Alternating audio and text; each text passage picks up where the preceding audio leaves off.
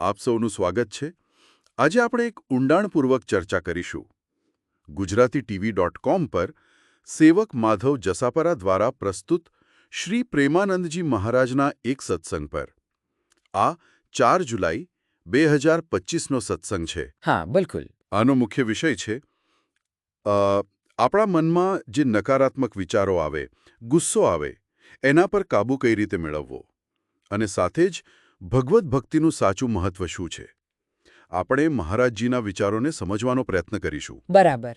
અને એમ પણ જોઈશું કે મહારાજજી ગુસ્સો, ઈર્ષ્યા, દુઃખ આ બધા જીવનના પડકારોમાંથી બહાર આવવા માટે શું માર્ગ સૂચવે છે. ભજન અને શરણાગતિ પર એમનો ખાસ ભાર છે. પુનર્જન્મમાંથી મુક્તિની વાત પણ કરીશું. ચાલો તો શરૂઆત કરીએ. પહેલો જ પ્રશ્ન જે લગભગ બધાને થતો હોય, ગુસ્સો કે દુઃખ આવે એટલે પહેલા નકારાત્મક વિચાર જ કેમ? એને રોકાય કઈ રીતે? જુઓ, મહારાજજી બહુ મૂળ વાત પકડે છે. ગીતાનો શ્લોક છે ને, કામાત સંજાયતે ક્રોધઃ. હા, સાંભળ્યો છે. એટલે કે ક્રોધનું મૂળ આપણી કામનાઓ, આપણી ઈચ્છાઓ પૂરી ન થવામાં છે, અને એમનો ઉપાય ક્રોધ નથી. મહારાજજી સ્પષ્ટ કહે છે કે પ્રેમ, ગંભીરતા, ધૈર્ય એનાથી સમસ્યા ઉકેલાય. ક્રોધથી તો વધે. બરાબર.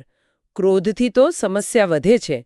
અને આ વિચારોને કાબૂમાં રાખવા માટે એમણે નામજપ પર બહુ ભાર મૂક્યો છે. પેલું સ્વામી એકનાથજી મહારાજનું ઉદાહરણ ખબર છે ને? હા હા. કેટલું અપમાન સહન કર્યું, પણ સામે ગુસ્સો ન કર્યો, અને પરિણામ શું આવ્યું? અપમાન કરનારનું હૃદય બદલાઈ ગયું. સાચી વાત. નમ્રતામાં જ શક્તિ છે. હા.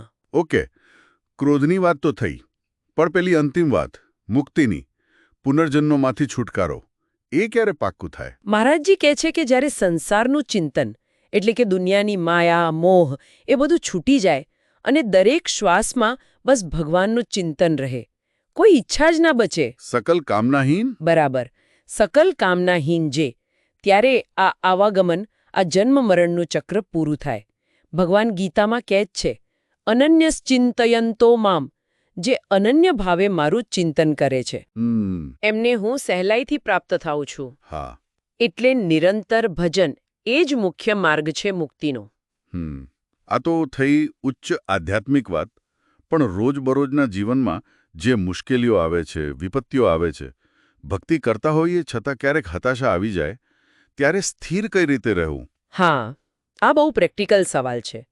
મહારાજજી કહે છે કે ભગવાન સાથે જ્યારે આપણું ચિત્ત જોડાયેલું હોય ને, ત્યારે અંદરથી એક આનંદ મળે, એક એવી શાંતિ મળે જે બહારની ગમે તેવી તકલીફ સહન કરવાની તાકાત આપે છે. આંતરિક શક્તિ જુઓ. હા, બરાબર.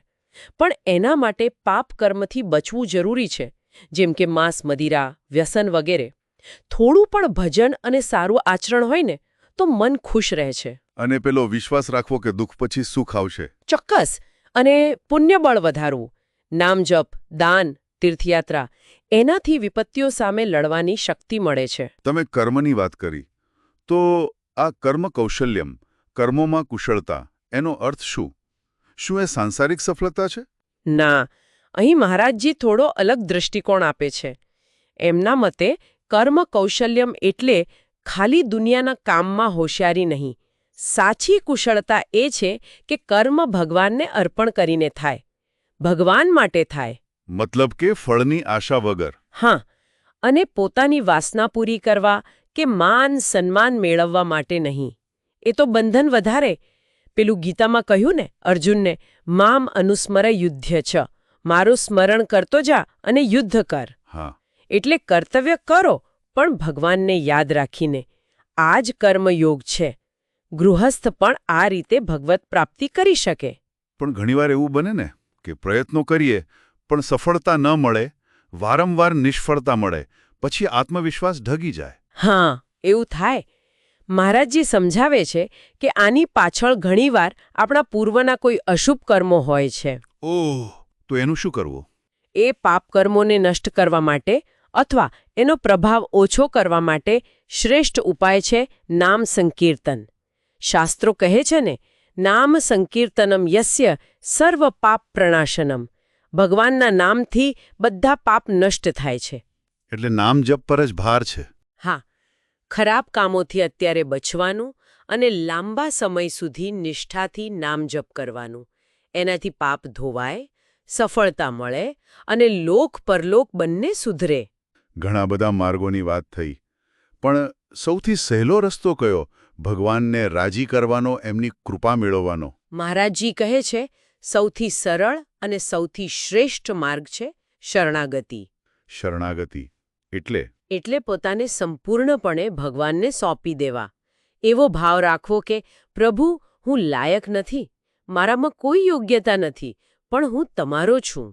આ જે દીનતાનો ભાવ છે, સમર્પણનો ભાવ છે, એ ભગવાનને બહુ જ પ્રિય છે.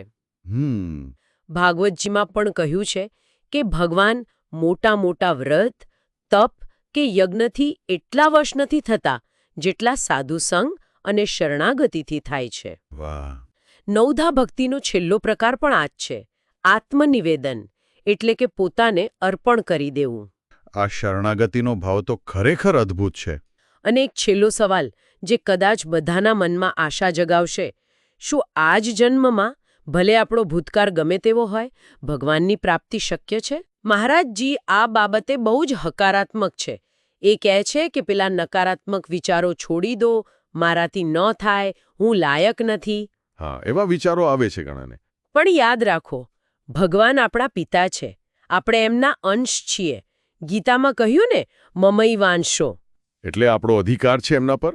બિલકુલ, આપણો એમના પર અધિકાર છે. ભલે આપણામાં યોગ્યતા ન દેખાય, પણ ભગવાનની કૃપા અને આપણો પોતાનો પ્રયત્ન. પ્રયત્નમાં શું? નામ જપ, સારું આચરણ, સાચા દિલથી પ્રાર્થના. તો શક્ય છે આ જ જન્મમાં? ચોક્કસ શક્ય છે. મહારાજજી કહે છે, જેવું વિચારીશું તેવું બનીશું. એટલે હકારાત્મક રહો, પ્રયત્ન કરો, પ્રાપ્તિ જરૂર થશે. ખૂબ સરસ. તો આ સમગ્ર ચર્ચાનો સાર એ જ નીકળે છે કે ભગવાનના નામનો સહારો, શરણાગતિનો ભાવ અને સદાચાર, આના દ્વારા આપણે નકારાત્મકતા, ભય, જીવનના પડકારો આ બધા પર જીત મેળવી શકીએ છીએ. હા, અને આંતરિક શાંતિ, સાચો આનંદ મેળવી શકીએ છીએ. ભગવાન સાથે જોડાયેલા રહેવાથી જે શક્તિ મળે છે, એ જ સાચી શક્તિ છે. એ જ આપણને દરેક પરિસ્થિતિમાં ટકાવી રાખે છે. ખરેખર. તો આ ઊંડાણપૂર્વક ચર્ચાનો સ્ત્રોત હતો gujaratiTV.com સેવક માધવ જસાપુરા દ્વારા પ્રસ્તુત શ્રી પ્રેમાનંદજી મહારાજનો સત્સંગ. આશા છે કે આ ચર્ચા શ્રોતાઓને ઉપયોગી લાગી હશે. જો ગમી હોય તો જરૂર લાઇક કરજો, મિત્રો સાથે શેર કરજો.